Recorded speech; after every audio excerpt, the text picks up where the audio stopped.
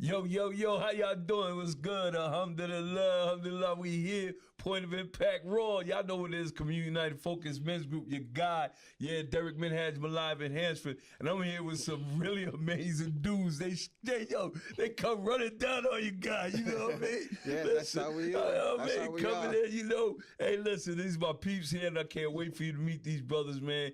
And we're going to sit down and learn a little bit about these very, very ambitious and wonderful men that operate out here in the 757. As y'all know, Community United Focus and Men's Group, we have a couple of initiatives going on. I really want everybody to tune into all the things we have going on. And big ups to Duffy's Lane, y'all. You know what we doing, huh? Yes. Duffy's Lane Production, baby. Okay. This is how we get down. Yo, we about bringing it to the people raw. But yo, I want to introduce you all right now, and I'm going to let them introduce themselves. But first, we're going to go with the Honorable Councilman Cash Green, y'all. I am Councilman Cash Green with District 7, Virginia Beach. And I am grateful to be here. This is such an honor to be among men of truth, men of courage, men of tenacity. And for me, that speaks volumes. So honored to be here, sir. Oh, man, thank you. Thank you so much, Cash. Hey, listen, the councilman, man, is my dude. This is one guy that I'm going to tell you, look, don't give him a ticket to or reservation because he going to be there. That's don't right. think That's he ain't going right. to be. He going to show That's up, right. 10 toes down. That's This right. is what I love about this brother. That's now, right. listen, man. That's right. This my guy. That's right. We got another New Jerusalem, real cat in here, y'all. You know what I'm saying? Coming from the Brick City. Brick City My all man, day. Love. Yo, talk to him, Love. Yes. My name is Randell Barkley. I'm the author of Heartbroken Soulmate, which is basically a book about my life with my wife. She was suffering from PPD, but we out in the community now trying to raise awareness about postpartum depression, postpartum psychosis, the effects it have on society, how we can curb it, and also assist these mothers that be going through these challenges through pregnancy. So I feel blessed and honored to be amongst Molly. The whole Malai. Oh, okay. Everybody, a lot of people say Molly. Don't feel bad. Okay, Just Malai. Malai. Yeah, a lot of people say it. Don't get it wrong. Everybody, a lot of people do it, so it's no pressure. Okay, cool. I got it. Malai. My attribute is Hakeem, so I could be able You know to what I flex mean? with that a little bit. Yeah, but and also the councilman, he's a man of his word, like you said, and I text him the same thing I text you. Yeah. Say you're a brother of your word. Like absolutely. From the time I met both of y'all. Love, I'm gonna do this. I want to see you at this. Boom, it happened. And then, that's rare. So when you even open up your whole presentation with men of truth, that's a real good. That's a real good, solid, beginning, because that's what we amongst right now. True speakers and people that's about their word. Alhamdulillah. Gentlemen, we have an event coming on. I just want to bring everybody. We have an event coming up real soon. It's called Iron Sharpen Iron. That's right, Iron Sharpen Iron. Men of Action.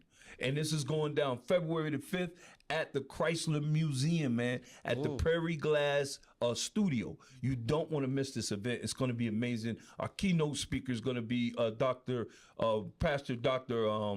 Kirk Houston of Kissimmee Church. And also we have the renowned guest speaker is going to be the mayor, Dr. Kenneth Alexander. This brother, these two brothers dynamic.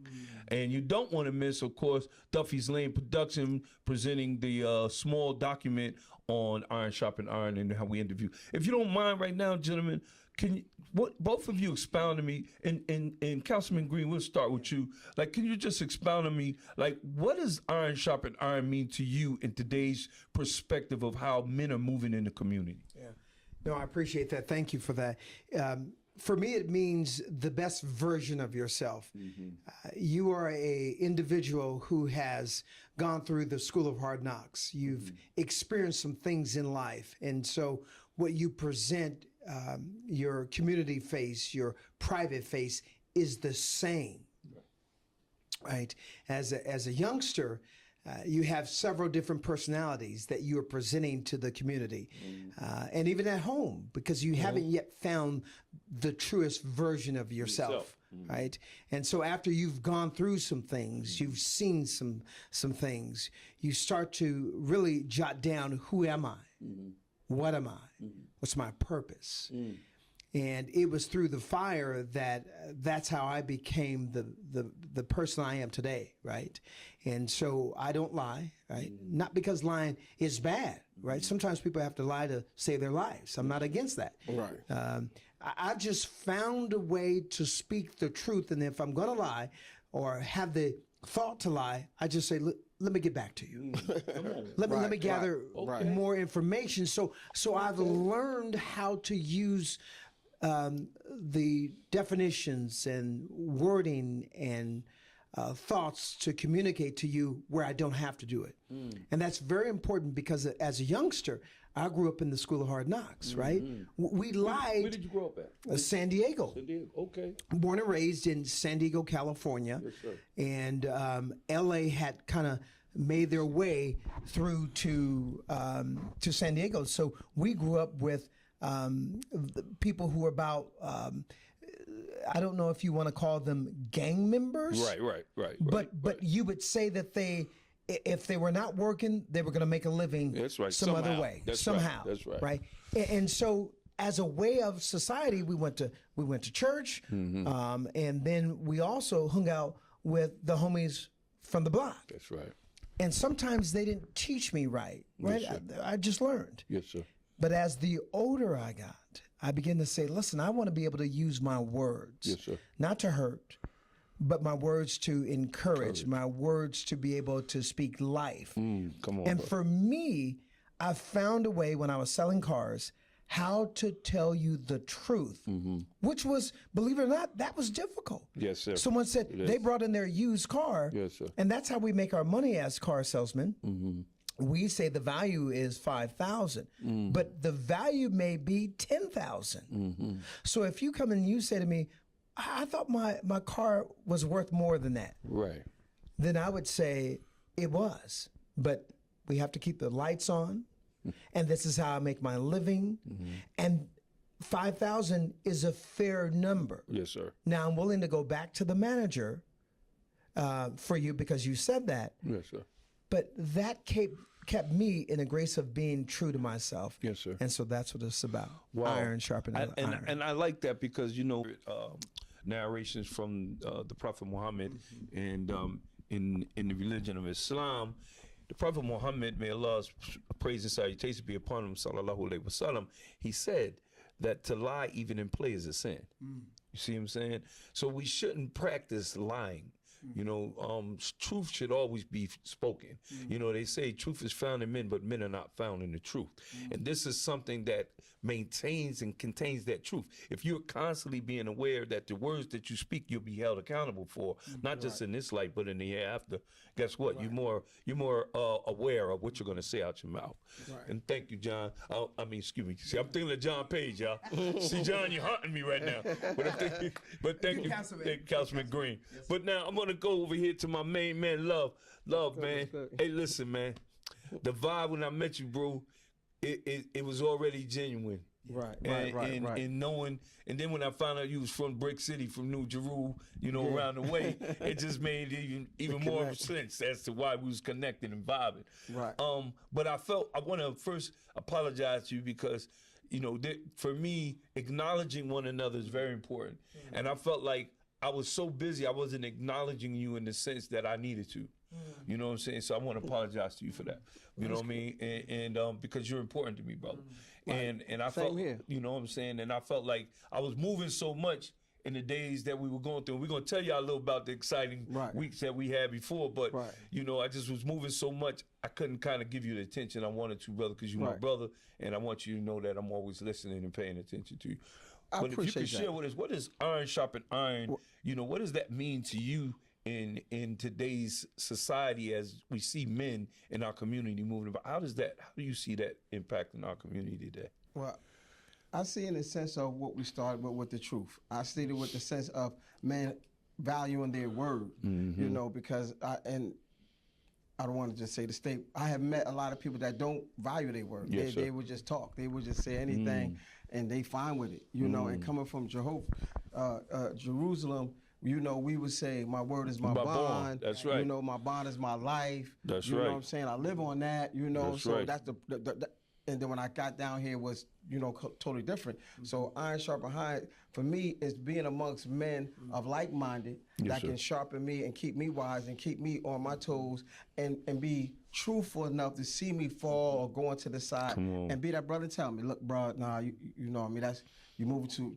too much to the right. You know what I'm saying? And value whether it's a disagreement to get me on point than just to be a yes man to me. You know, because that's not gonna do me no good. That's right. And that's not gonna help me, and that's not gonna sharpen iron. Yeah, come on. Because that's how we build. And then another thing, like what I was talking about with lying, you know, the scriptures teach us, you know, Satan is the father of the lie. So that's something that we do not want to even enhance and put in our vocabulary as well. Yes, sir. And I agree totally with you when you said about, if I don't know something, let me get back with you. 'Cause that's the most safest way to be. That's right. You know, like, you know what? Let me get back with you on that because I want to give you the truth. Come on. You know what I mean? On, I want to be able to upliftment, and I want you to be able to value what I say. And I told him, just like I told you, men like you that show me your word, you got my loyalty. I'm here, you know. And I seen you out there when we met, and I want to tell you something. You really did acknowledge me.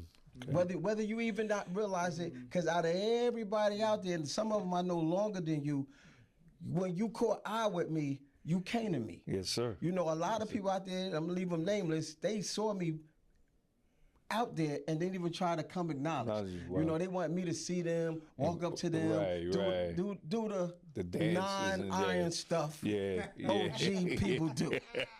You know that part. You know what I'm saying? So you actually did, because it has never been a place or a time where if you saw me or whatever, even when it came to the Jersey guys and one of the segments when we was out there, I got that footage because Cash Green made it to my event. Oh, yes. I let him expound on what that event was and how he felt at that event. I'm not going to speak on that at all. I definitely want to talk about that because that message that you're sending through our community is needed.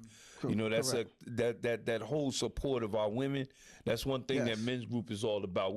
That's why we formulated men's group, is to get behind the sisters. You know what I'm saying, so that we can give the children a firm foundation. You know, with backbone to support them and pillar to support them.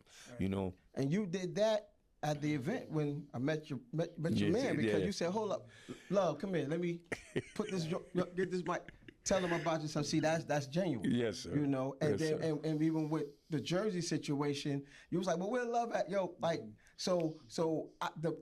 the spirit and the bond has already been made. The covenant that's between us is there. You know what I mean? That's why I went ahead and gave the book. Look, listen, let's do some things, because there's a lot about me that you still haven't learned. Oh yes, you know what I mean? It's a lot. You know, a little small fragment. Yes, you know, and you got the book. This man got the book. Okay. And got to me in 4 hours after reading the book. Okay. And our relationship is growing from this point on. Wow. So the iron sharpens iron. It starts with men's like-minded like us, and let's keep it true and real with each other. Alhamdulillah.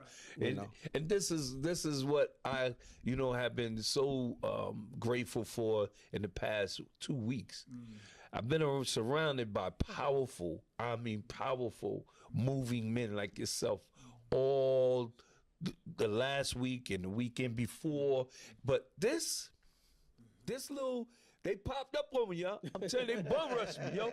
You know what I'm saying? Because I was expecting love, and love was like, yo, I got the Councilman coming through. I was like, Councilman, what Councilman you got coming through? He was like, yo, I got Councilman. I said, what? My brother? He's like, yeah. I said, man, we can ready to do it up. So alhamdulillah, I give all praise and thanks to Allah. You know, we plan, but Allah is the best of planners. And it's just amazing to have you here. Now, Councilman Cash Green, the brother was just building on the fact about his book, and he said you called him within 4 hours. Can you expound on this? Can you expound on this? Like, what motivated you to contact the brother after read? Where's your book at? Yeah. It's very important. You see the book, right? Soulmate, and he had Mother's Appreciation, the first annual Mother's Appreciation. And I'm going to explain to you about this. My wife, she's my second wife. Okay. Right? The first one, I had to learn a lot. The second one, she is my soulmate, right? And she said, She just had received a kidney transplant. Okay. Wow. December 18th. Wow. And out of all of the events that I said, honey, let's go to this, that Yes, sir. for her first event after having a kidney transplant, Wow. she said this one. Okay. Let's attend this one. Wow. So we attended. He got up there and spoke, showing appreciation to mothers as being the backbones, right? Come on. After that, my wife whispered in my ear. She said, you should see if we can draft up a bill and send it to our legislators. Okay. Called the Berkeley Postpartum Depression Wow. Awareness Act. Wow, that's amazing. We drafted up that bill that night. Let's go. We took information from the book. My wife and I, we stayed awake till about 2 o'clock in the morning, and we had that bill drafted. Let's go. From there, we sent that draft bill to legislators, which the cutoff for any bills, new bills to be filed is Friday, tomorrow. Okay. We had a couple of legislators say to us, well, we've filled our quota. We have one that is looking at filing it for year 2026. Okay. But if not, we are still going forward because now we've made known to our local legislators that we have the Berkeley Postpartum Depression and Awareness Act bill that will be on the table. We're not going anywhere. We're just getting started. Yes, sir. And we're going to rally behind his cause, not just here in the 757, but at the General Assembly. Here we go. And I've got to tell you this. Thank you so much. I'm a council member. We write ordinance, not bills. We write ordinance. Yes, That's sir. different. Yes, sir. Right? We write city ordinance. Okay. Here, this brother has encouraged us and inspired me to go outside of my lane. Yes, sir. And then really put the truth to power about being a council member. You're supposed to be connected with legislators. So he had me connect with my local legislators. Come on, brother. And then go beyond that to the senators. If this person didn't answer, then we went to the senators. Next level. That's right. Because of his story, his life, his truth. Come on. That's amazing, man. And you know, I don't know much about postpartum depression. And I know that has something to do with childbirth, right? So would you like to share a little bit? It's been a long journey, and I'm in a good place. And depending on the setting or where I'm at, you know, it always can get emotional because it's a part of my makeup. It's in my DNA. But I have, you know, elevated to a point that I can talk more, you know what I mean, fluently about it. So with postpartum depression, what happens is a mother goes through a regular period, what they call baby blues. And it comes after 2-3 weeks of them having a baby. Oh, wow. You know, so back then when we had ours, my wife, we was having babies back to back. We didn't know the significance of it. And my wife, she was beautiful. She didn't get high. She didn't do drugs. She was very family orientated. She just fell into a depression whenever she got pregnant. That's it. Outside of that, we good. So what I had learned was if the postpartum, if depression lasts beyond them 2-3 weeks, they will be suffering from what they call a postpartum depression. It could be having a history of depression, experience marital problems during depression, undergoing difficult life choices. Their body have obsessive compulsive disorder where the chemical balance of them Brothers, is pay off. attention. Brothers, pay attention. Pay attention. And then she may smash out on you for some simple as you came back from the store a little bit longer than she, necessary, you know. So and you think, oh, yeah, something wrong with her. And actually it is, because what happened is this. I want to make this known on the camera. When a woman dealing with postpartum depression, they have homicidal or suicidal thoughts. Wow. They have it. And what happens is when they have them thoughts, they think they're crazy. And then they think they abnormal. Right. So they suffer in silence with it because they're not going to go to their doctor with That's it. right. They're not That's going to go right. to the police. They're not going to go to nobody because they're going to feel that you're going to take my child, you're going to omit me. Exactly. So my brochure that I left in the car, and when we get up again, I'm going to definitely make sure you get one. Yes, sir. It says it's 6 things on this brochure. If you answer one to any of it, we know you have you maybe suffer from postpartum depression. So what we do, we put up their homicidal, suicidal thoughts. So that way it breaks the ice to that lady when she goes to the doctor, and he can say, well, look, I know you probably had homicidal, suicidal thoughts. Yes, that's sir. normal. Right. Because that's what they're not hearing. Because that's what they don't know. And that's what people, in the field of mental health, most people who are mentally ill don't want to be told they're mentally ill. Correct. That's just a common thing. You know what I'm saying? Because our perception of mental illness is something that we believe to be, like back in the days, as we used to call an excuse, if I'm not using the proper term, but we would refer to as a person being retarded or being slow. Right. And this is not necessarily the case. No. This is far from the case. No, these is beautiful women. Right. These is responsible women. These not, and some of them may have.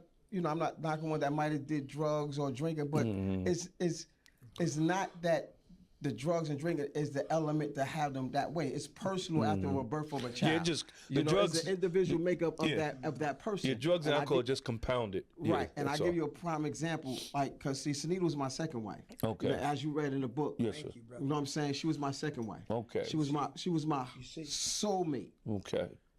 Speak. That woman, she was everything to me. Everything. Wow. Bro, everything. My first wife, I took her through HELL. Wow. If anybody would have did something like that, I would have thought it been her. Because I really was a young, wild kid. Right. So to see the contrast and learn after the fact that I knew, I tried to kill myself 3 months after my family died. Wow. I was over here in Centera. I woke up 8 days later, still alive. Wow. And I'm like, why, God, would you still keep me here? Yeah. So the National Institute of Mental Health came from D.C. to talk to me in reference to writing a book, to try to share my story, because it was the worst catastrophe in 2002 out of all the deaths. It was the worst. 5 people died. Now, before you go any further, I want you because you just threw out there about the death of your family, okay? If I'm listening and I'm observing, I'm thrilled. Because I'm like, wow, this man just mentioned his wife passed away. To not just lose your wife, but you lost your family. It's been horrific. Wow. It's been the horrificness is just coming on the scene. The horrificness was being over here at the morgue, having to identify my family, how they look. Wow. In that state. Yeah. That's a Wow. That's a darkness. Yes. When we're standing worst enemy. Yeah. So getting past that, it led me down the route. Yeah. So I did the drugs, I did the drinking. I was all messed up. You know what I mean? And when I first put the book out, I was, I'm keeping it 100. I keep it 100 on the show. Yes, sir. I was getting high and everything. Okay. So, and I was going out there helping, but I felt like, nah, I'm a hypocrite. I'm like, nah, I got to get me right before I push this any further. And I put it down for a decade. You know what I'm saying? Because I wanted to be right. When I talk to any woman, any man, I want to be clean. I want to be right. Let's go. You know what I mean? Let's go. So that's why I put it down for a whole decade. No events, no nothing. So I got me right. And now that I'm at that place, Yes, sir. I've been clean 4 years, and I'm proud about myself. You know what I'm saying? So I'm going 100 with this, because this women suffering silence. That's one case I would like to expand on. When a book came out, it was a lady, she was gonna kill herself in Texas. She had 4 kids. Her husband was in the Navy, cheating on her, whatever. She was in her office on the 3rd floor. She about to cut her wrist and do herself in the office. She was just overwhelmed. A lady came in her office, said, listen, my girlfriend from Virginia, brother got a book. I want to give it to you. Right. She gave her the book. And the lady got my book. 2 days later, she called me. No, matter of fact, it was back in the day, MySpace.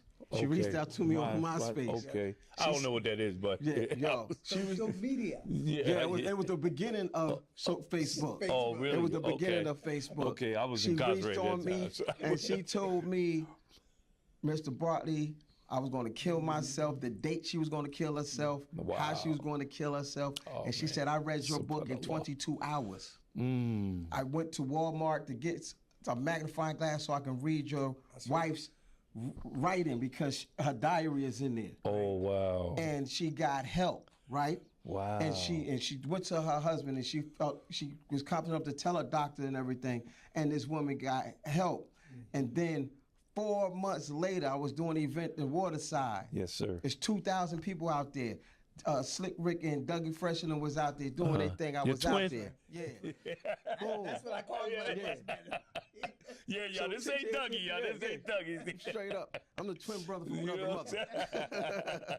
But a lady walked up to me in the crowd, bro, Wow. and hugged me. Let's go. And I said, is it you? And she said, yes, it's me. This woman came from Texas. Wow.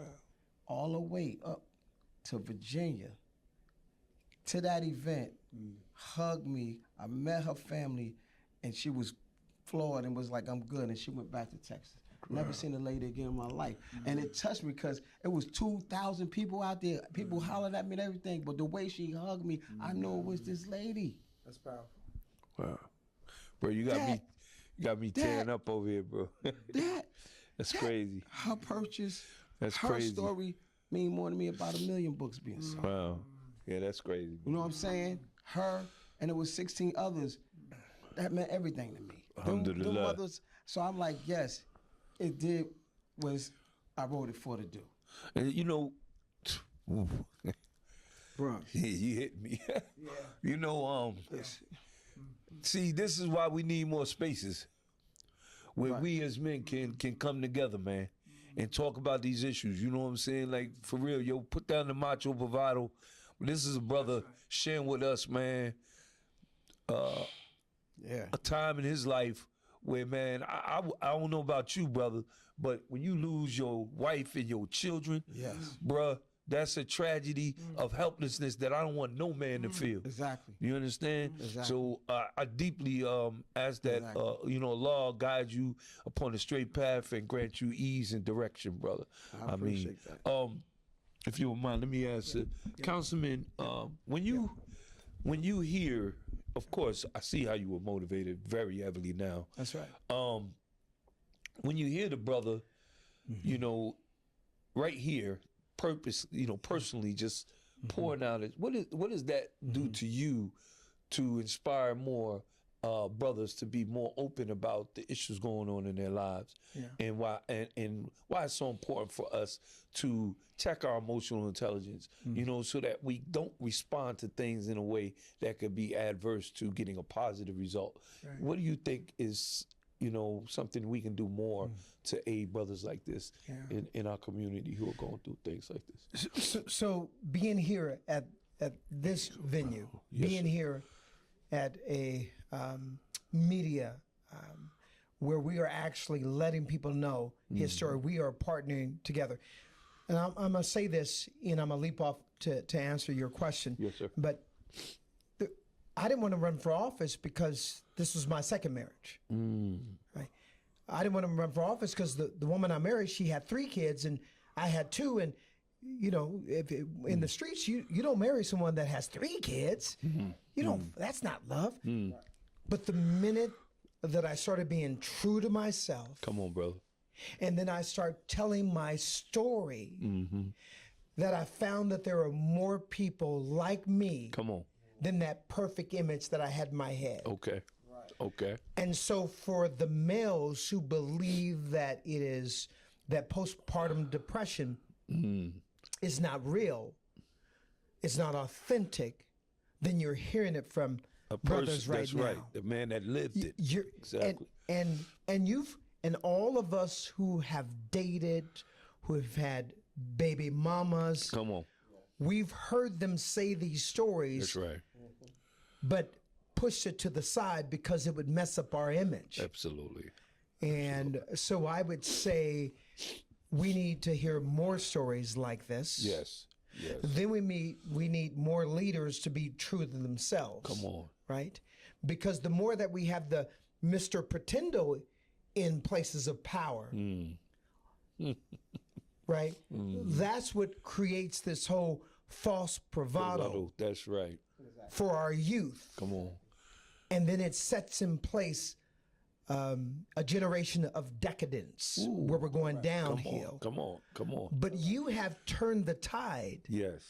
And so that causes me as a council member to come and stand with you, and then to tell my second wife that what you said to me, now I understand. That's right.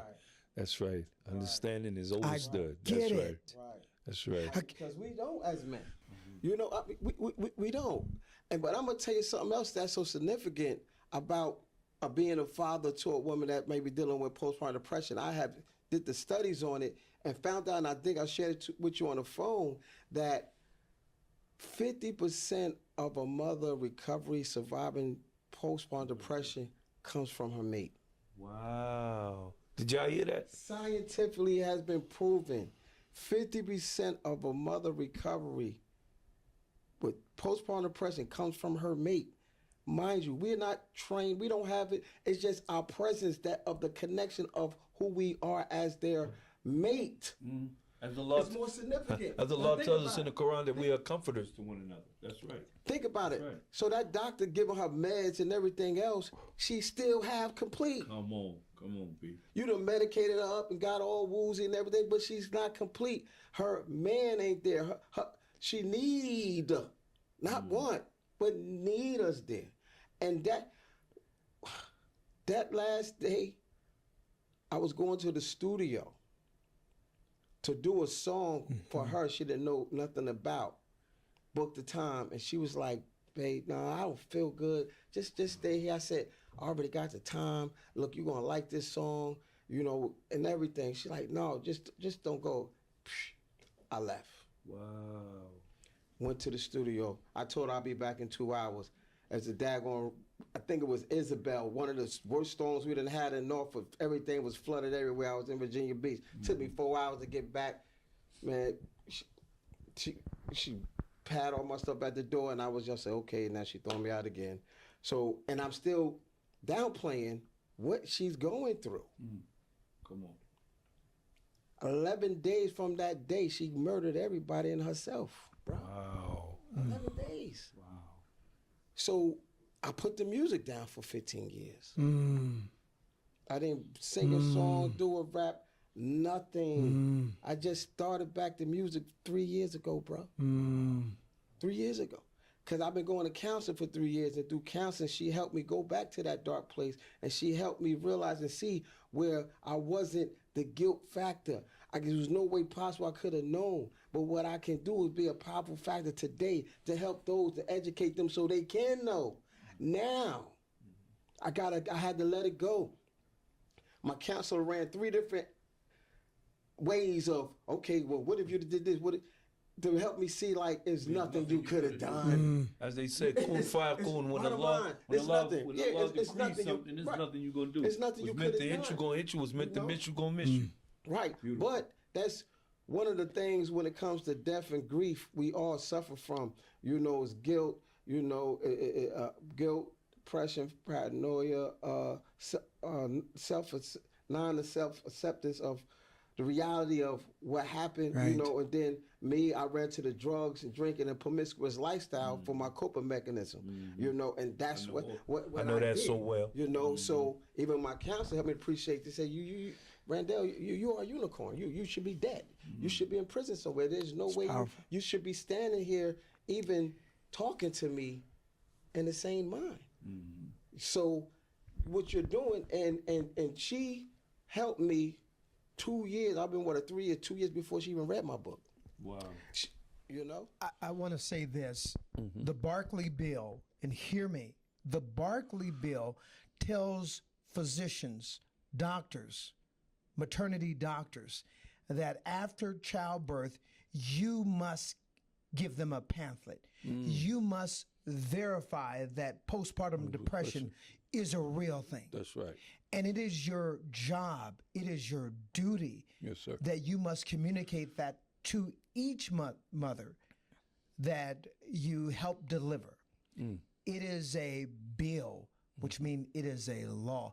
This is what we're rallying behind you, sir. Yes, And so yes. all of your efforts, all the places where you've been to counseling, all of that has helped you to communicate that message to me very effectively. And as males, we have to redefine what that means. Yes, sir. Gone are the macho days where you just tuck it down, keep it quiet. Yes, No, sir. you actually hurt the next generation. That's what happens. That's what And happens. most importantly, you hurt yourself. And you know, this is a cool segue into the next topic I would like to talk about. Because so often in our community, we suppress a lot of what we feel is going to expose us as being weak. You know, one of the things coming out of Paterson, New Jersey, I learned early on when I lost, you know, people who I loved to the streets and that emotion. I learned early on to, you know, I just would let it out.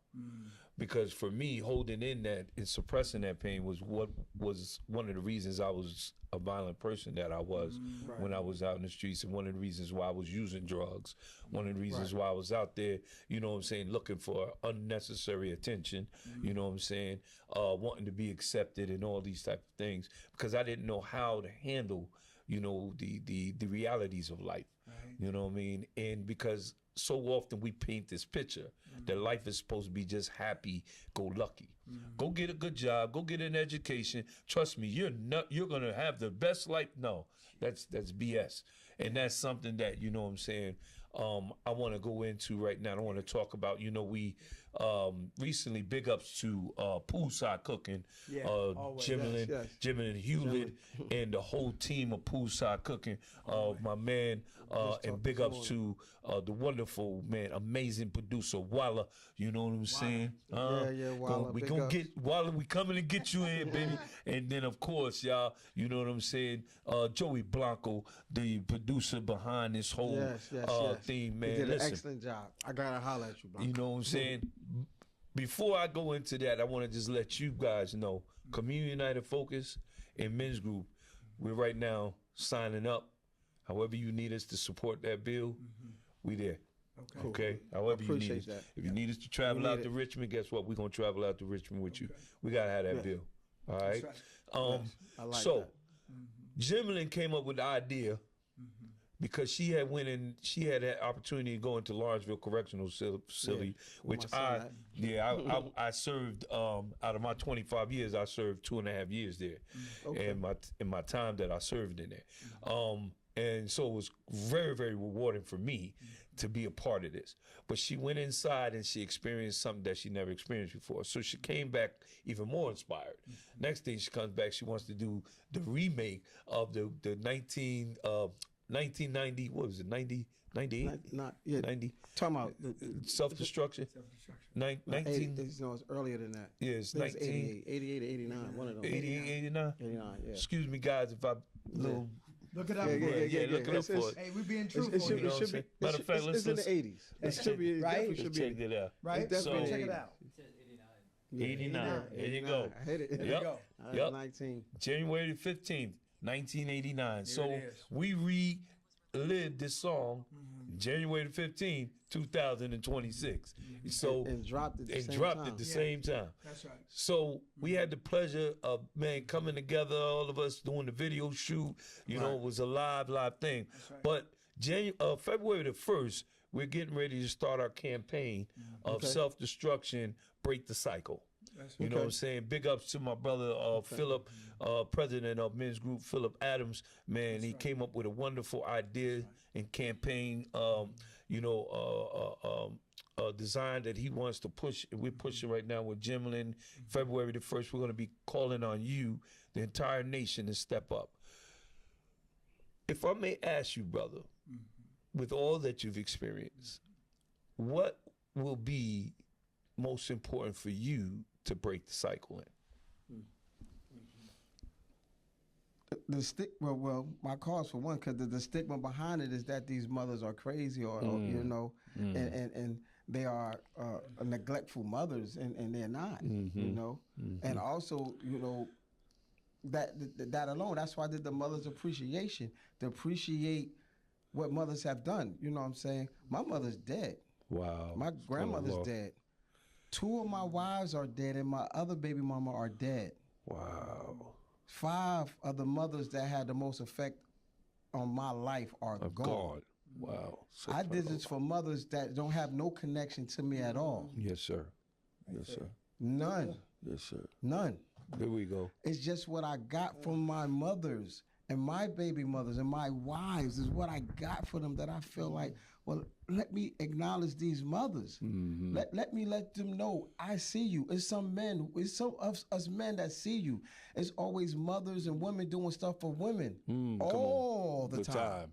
Everything going on is 70% of the women. That's why I wanted to do something and have the men come aboard to help do something and let them be catered to, and let them be feel embraced. Because the event that I done, and he's my witness, none of the mothers knew about the war ceremony. All I told them was, I'm putting together this event to put on a show for y'all and get y'all some free gift bags. No judgment, y'all come and have a good time. That's it. Not one mother knew that they was going to be honored or have an award. Come on, brother. None. He'll tell you. Every woman came up there, and Janice was there. Yes. Wow. Janice was there because me and Janice bond goes all the way back to 2002. I lost my family in 2002. Me and her son was doing weekends in 2004 when she lost him. Right. So she became my mama, you know what I'm saying? And we've been rolling. The bond was there. And it's been decades, you know, we found ourselves in school, but I don't want to deviate too much. But as far as what you're saying is, the impact of mothers is not looked at the level it need to be. Mothers do a lot. Yes, they are the amazing. Think about it. They're the only organization of women that don't get a retirement plan. Yeah. They don't never do 65 years and collect a check. Come on, brother. 24/7. Come on. 7 days a week. The kids, the grandkids, the great grands. Come on. They deserve more than just Mother's Day. Yes, and that's what I felt. Every day. You know what I'm saying? Every day, that's what women I felt. are to be, mothers are to be loved. If I could do this every year, to beginning of the year, January, just like the self-destruction, that's going to be an every year thing for us. Okay. I want to do this every year for them. Wow. You know? And if so, Councilman, Yes. Cash Green. Yes, sir. Hey, listen. I already know you got set up your sleeves. Y'all see the brother's bow tie, right? Listen, a distinguished player. I love this brother. But listen, what would you be most concerned in breaking the cycle with? Yeah. So What would be most important to you? the number one thing that I learned in 2013 when I had the epiphany, right? When my life changed and I became the truest version of myself. Yes, sir. Was the ability to communicate effectively, right? Growing up, I didn't smile in pictures because my father said, we don't smile in pictures. Come on. And if you have an emotion, you don't need to communicate it. Yes, sir. And we'll just talk about it later. So the ability to communicate your feelings effectively. Yes, sir. I took out a dictionary. I began to research like Malcolm X. Come on, brother. He read the dictionary, and so did I. Yeah, I took okay. a word of the day, and I began to read so that I can truly communicate how I was feeling. Instead of putting up my fist because they were not hearing me or yelling because they were not hearing me, I began to use words. Literacy, brother, is very important. Come on. And that broke the cycle for me. Wow. That is deep, yo. I love that. And, you know, because I work in the Norfolk City Jail as the librarian. I'm actually the first ever in history as a returning citizen to be employed by Norfolk Sheriff Department. That's powerful. Yeah, and I'm very grateful. Powerful. Thank you. Yeah, all praise and thanks belongs to Allah, God. And, you know, for me, breaking the cycle is the addiction of the lifestyle of, you know, a fast life and just more about building entrepreneurship and learning how to be more sufficient as a man, a responsible man in my community. One of the things that I got from both of you today sitting here, I read my Quran often, and in we call it Surahs, the chapter 4, which is An-Nisa, the woman. In this chapter 4, verse 34, it speaks of that men are the maintainers, providers, and protectors of the women and orphans. What I have sat here today in the company of you distinguished men is truly the exemplary behavior and actualization of that. And men coming together to talk about the protecting and comforting, the guiding and the aiding of our sisters and walking in hand with them instead of being opposed. And we got to remove that, because so often black women and black men, we segregate ourselves. And I'm not trying to eliminate our sisters and brothers who are Caucasian, you know, of any other nationality, because people, we are all human beings and we all are important to one another. But the struggle for the black community has been a little far greater, considering the circumstances of the struggles we've had to contend with in over 400 years. So to be here today and celebrating this message that we've been promoting right now is amazing. I couldn't have asked for a greater opportunity. I'm so blown away. Listen, listen, you called. Before we get out of here, I would love to just round off with both of you brothers, maybe sharing with us some final words that you would like to, you know, leave the audience Point of Impact Raw. Well, for me, Put your mic up, bro. for me, the book is called Heartbroken Soulmate. Let's go. You can get it at Amazon.com, ArthurHouse.com, Barnes & Noble, or me. And you mothers that's out there, please, if you feel down, if you do not feel up, if you feel out of place, go get help. What you're going through is normal. You're not crazy, you're not abnormal. Get the help that you need. And as far as in you fathers, be there. When she say, get out, go. That's right. Stay. Just let her vamp. Let her say whatever she needs, because she needs you there. And it's just an outwork of lashing that her chemical imbalance is off. Wow. So when it comes to your women, be there. That's all they need from us, just our presence alone. You will be amazed at how much your presence will mean to your lady if you're just there. Just so deal with it. Yeah. Outside of that, we got more events coming up, and we would like to have y'all come out. Please, Mala. Yes, bro. I want to say it's an honor to come here and be with you. Yeah. You know, Cash Green. Always. And he said that green means something. We're gonna find out. But yeah, I would like to end it with that, and also say to my audience that whatever you do in life, like Cash said, be true to yourself. Be true to yourself. Wow, thank you. Councilman Cash Green. Thank you. This guy, I admire this man, because, bro, this man be there. He be in the place. This is my dude. I'll tell you, I look around, I be like, yo, they have an event going. All of a sudden, I put up, you see this brother with the nice little Kango cat on, you know, creased up with the shades on. I'm like, what is Cash Green? Yes, brother, right here. Thank you so much, brother. Thank you. What are your final words that you would love to share with our audience, man? Thank you. Again, my name is Councilman Cash Green, and my seat of power has been given to me to tap on the shoulder those who have gone through the school of hard knocks. Hear me, who are on this side. Come on, brother. Right, of life. Because we need you to help influence this next generation. Let's go. Yeah. And so I am, and I will be in the streets. I will be boots on the ground. I'm coming to the person that says, I have no high school diploma, only a GED. Come on. I'm tapping you on the shoulder because I do too. I'm coming after the person that says, all I have is certifications and I've worked construction. No one wants to listen to me. I'm coming for you because we need your life experience.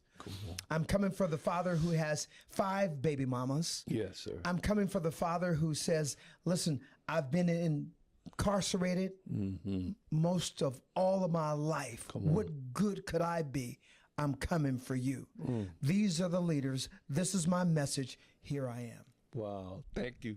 Hey, man, Councilman Cash Green, y'all. I love these brothers.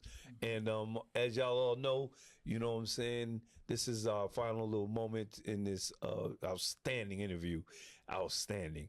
But I would love to just remind everyone we have coming up again, February the 5th, Iron Sharpened Iron Men of Action, which we're partnering with Community United Focus Men's Group, partnering with the city of Norfolk, and of course, the Honorable Councilman John Page, putting this down. And we'll be kicking off February the 5th at 5 o'clock. The doors open, 5:30. Event will begin. And we have talent, we have entertainment for you, we have beautiful speakers, and we're going to have a surprise panel for you, so you don't want to miss it. And we have a surprise small documentary for you produced by Duffy's Lane. Okay, so make sure you show up for that. And also, everyone, I'm glad you spoke on the support of our sisters. We have our first, which is our first event of the year, which is extraordinary, Epitome of a Woman Sis Awards. Yeah, Epitome of a Woman Sis Awards, which is Sisters in Service Awards, and we are having that February the 27th. February the 27th will be at Poolside Cooking. This will be our second annual Epitome of a Woman Sis Awards, so you definitely want to show up and get out and support these amazing sisters. But I would right now like to, present, ask you two to be honored speakers on the bill and why it's so important to present that bill at that event. Yes. I would love to have you come and speak about that. Yes, no doubt. Thank you. We will be there. Okay, and that's my word to you, brothers. You will definitely be there to present that bill and get some, so we get some people to sign on for that bill. All right, right then and there. We ain't doing no playing, y'all. So I'm gonna get out of here, guys. We love you all. That's right, another Duffy's Lane production, and here we are, Community United Focus Men's Group, keeping it real, y'all. Point of Impact Raw. See y'all later. Stay safe. Alhamdulillah. Assalamu alaikum to all my brothers and sisters. Yo, we love y'all out there. People, stay up. Keep your head up. Yo, we gonna make it. It's gonna be all right. See y'all later. Love. Beautiful. All right. Yeah.